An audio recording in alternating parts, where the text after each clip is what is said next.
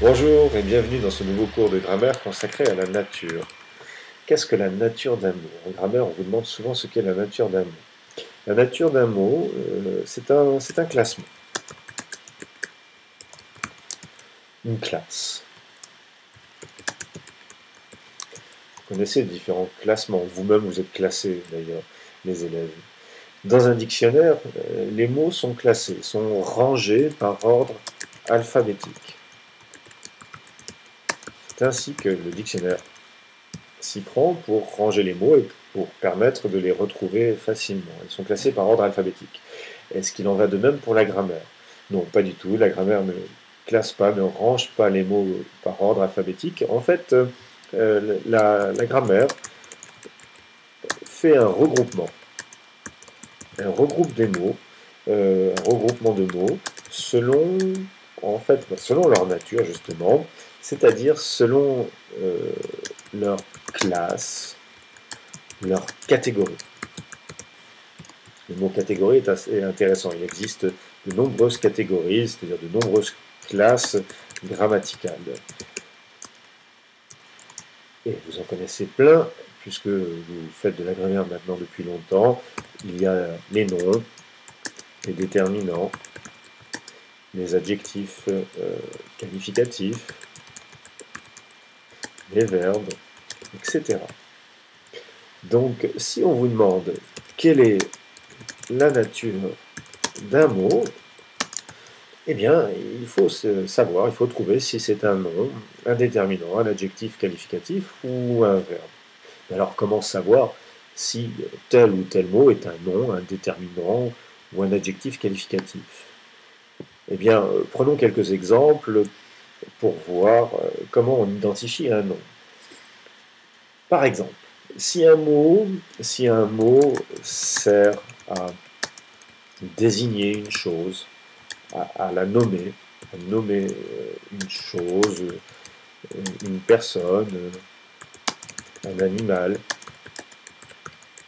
etc. Eh bien, c'est un nom. Par exemple, livre, le mot livre désigne l'objet du même nom, table, chien, etc. Ce sont des noms. On reconnaît le nom, pas seulement à ça, hein, d'ailleurs, on reconnaît le nom à ceci qu'il est utilisé avec un déterminant. On ne dit pas livre, on ne dit pas je lis livre, on ne dit pas mets-toi à table, si on dit à table. Des fois, il n'y a pas de déterminant. On ne dit pas je promène chien, on dit par exemple je promène mon chien. Donc en principe, je dis bien en principe, mais pas toujours, on met un déterminant devant le nom. Un livre, cette table, ou mon chien. Donc un nom est précédé d'un déterminant. Un, cette, mon. Du coup, il est assez facile de donner il est assez facile de donner la nature du mot un, cette, mon. Ce sont ces mots qui se mettent devant le nom et qui sont très pratiques puisque le déterminant apporte plein de renseignements sur le nom. Le déterminant indique le genre et le nombre du nom qui l'accompagne. Par exemple, on sait que dans cette table, eh bien, le mot table est féminin, c'est le genre, et le nombre, c'est singulier, c'est du singulier. Donc le déterminant indique le genre, masculin ou féminin, et le nombre indique le singulier ou le pluriel. Donc,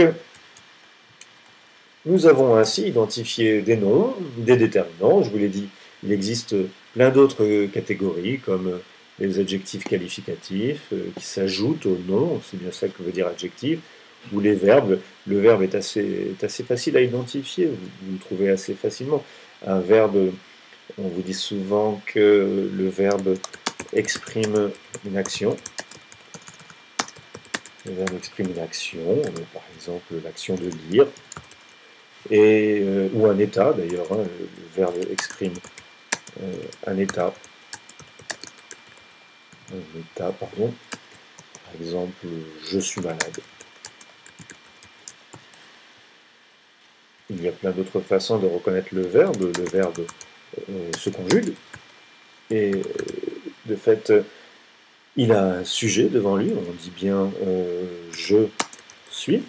Et suis, c'est le verbe être qui est conjugué ainsi.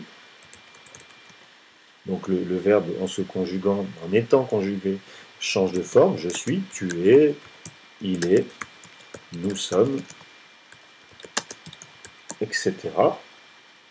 On ne va pas passer en revue toute la conjugaison et toutes les classes de mots, mais sachez que tout au long de l'année, quand nous ferons de la grammaire, on commencera toujours par donner la nature d'un mot. Quand on analyse un mot, une phrase, on commence par donner la nature des mots, c'est-à-dire par dire comment on appelle ce mot.